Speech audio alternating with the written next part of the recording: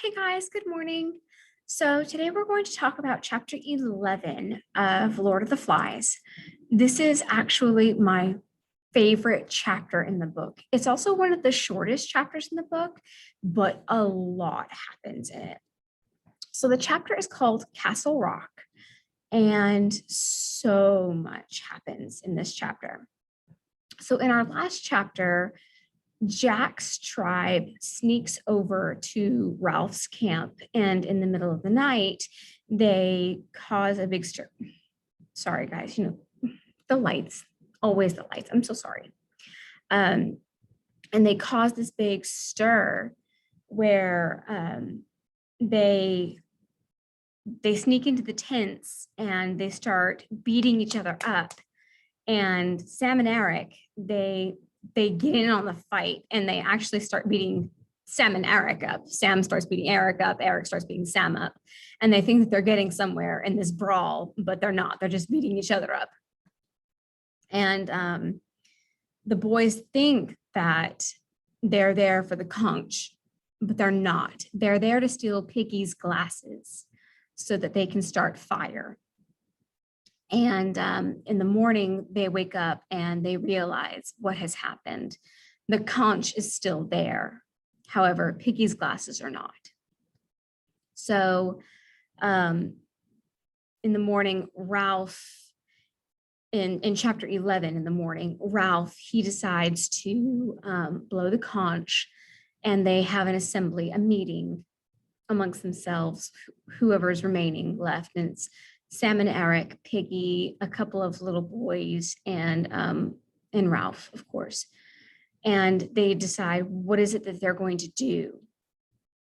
And Ralph and the guys, they decide, well, we need to go over there and get the glasses back because they can't start a fire without it. And without that fire, they're not going to get rescued and they're not going to survive. It's unfathomable for them to be able to do that. None of them know really how to survive without fire, and they have to have it. So they decide that they're going to make the trek over to Jack's camp. Well, they make it there, and they are met with armed guards who begin to throw stones at them, missing. But it's obviously an attempt to make them go away. So Jack pops out and he immediately, tells them, you need to go away. We don't want you here, if you don't leave, trouble is going to happen. And he's very serious about this fact. He was very, very adamant, very persistent in not wanting the other boys there at his tribe. And Ralph, he tries to blow the conch shell that he's brought with him to try to bring a remembrance to the boys to show, hey, we can have order. And that really makes Jack just furious. And they start to square off and they start to fight. They get a hardcore fight.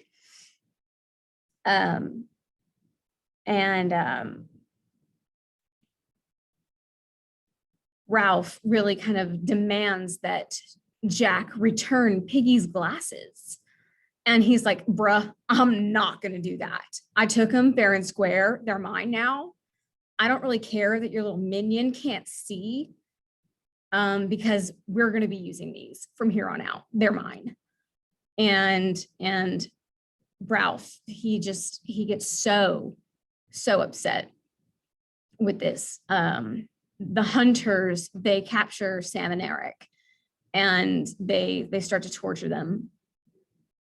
They hold them captive.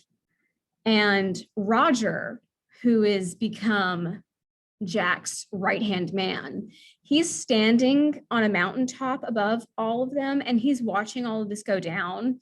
He's been throwing down spears and things like that, just trying to cause generalized chaos.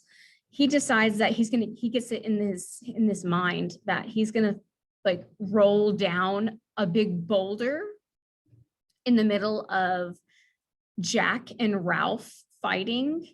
Well, Ralph sees this happening and he moves aside. Unfortunately, Piggy cannot see this happening. Piggy can't see anything going on. Like, he's got someone guiding him around, but because Sam and Eric have been, taken away, and Ralph is busy, fighting Jack, he's kind of on his own at this point. And he's kind of huddled in like a little, like a corner. And Roger, he takes advantage of the situation, and he pushes this massive boulder off the side of a mountain. And Ralph, he sees it and he moves out of the way, but Piggy does not see it. And Piggy gets hit with it. And it causes Piggy to further fall off of the cliff. And Piggy falls very far off the cliff and he hits his head. And we have an image of Piggy in our book in chapter 11 of Piggy's brains spilling out onto this rock with his brain matter and his blood just seeping out of his head. And it's very sad because Ralph, he sees it and he can't, he's beside himself, he's bewildered. He can't formulate words for this person who has become his friend. And he's lost him. And he realizes that he's also lost Sam and Eric, because they couldn't stop fighting. And because there is no longer any humanity left on this island. And without Piggy, now there's no logic. Now there is really no hope for any of them. And it all just hits him very fast. So his fight or flight kicks in a very quick manner. And he has to do what he has to do. And you're going to figure out you're going to find out what he has to do. So that's a lot of where the chapter ends, is with Piggy's body getting washed away into the ocean and being buried at sea. So let me pause for a second because I need a tissue and I'll be right back. Okay, so I'm back. All right, now the analysis for this chapter. Now that we have some really intense stuff hitting in our book, we've only got one chapter after this.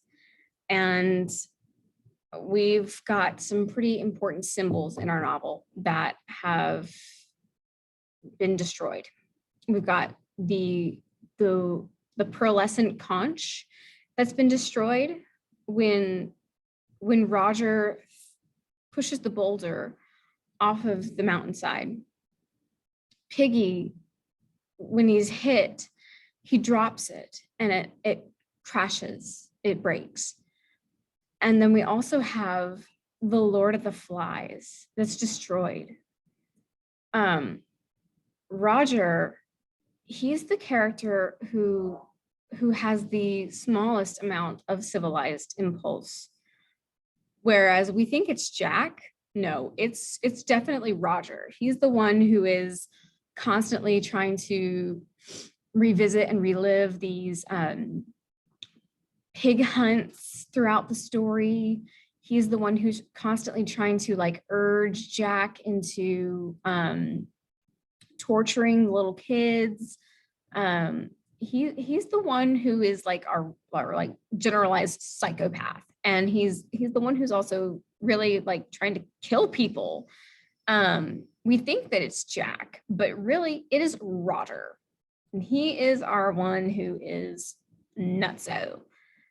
Jack is just his puppet, really. He's the stronger of the characters, but Roger is that voice inside of his head, like that little like shoulder puppet who's like, go ahead, do it. You're not gonna get in trouble. Just go ahead and do it. He doesn't want to be the one who does it. He wants to be the one who plants the seed for someone who to do it for him.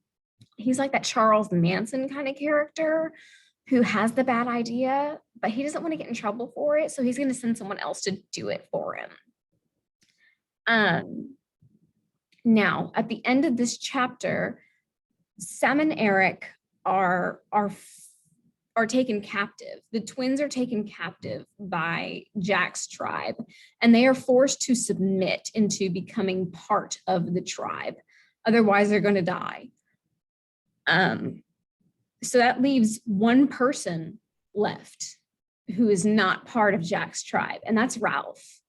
So while we have Jack on this side of the spectrum, and then we have Ralph over here. So you have Jack's tribe, who is all hunt, hunt, hunt. And then they've been hunt, hunt, hunting the entire novel, ever since like chapter 3 or so.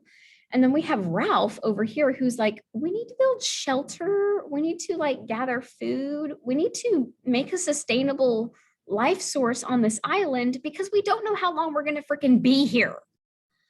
But guess what? Now there's all of these guys, like this whole group of gentlemen, not even gentlemen, this group of savages. And then there's this one guy down here. And they're going to start looking for this guy. So what would you classify him as? You've got all these people looking for one person. What is that called? It's a manhunt. What is he? If you're in the wild and you're an animal, what are you? These are predators. This is prey. And that's exactly what Ralph now is. He is prey. And you're going to start to see that in the next chapter. And it's scary because now he's got to do anything that he can to survive. So that's about it for our analysis and our overview. And I hope that you really enjoyed this chapter because it is my absolute favorite in the book. It actually is one that, like, when I read it, I teared up because I grew to love these characters so much, especially Piggy. Like I had such a emotional connection with some of these characters, like Sam and Eric. I love them. They seem like the goofy twin brothers in Harry Potter that you would meet. And Piggy, he seems so vulnerable and weak that you can't help but want to take care of him because he can't take care of himself.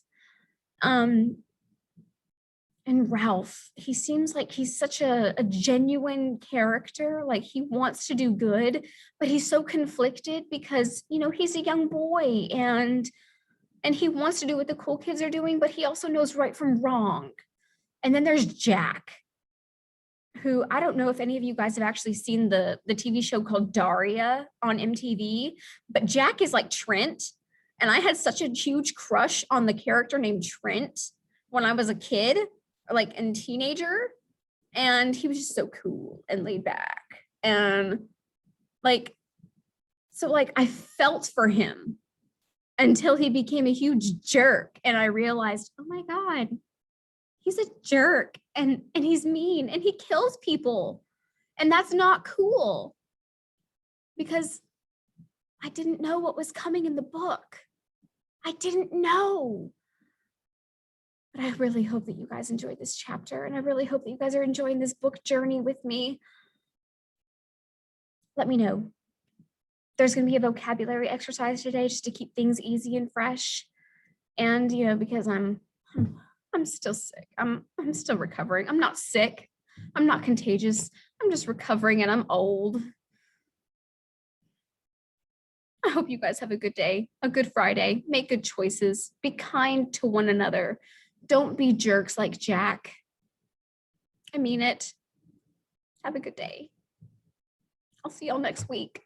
Bye.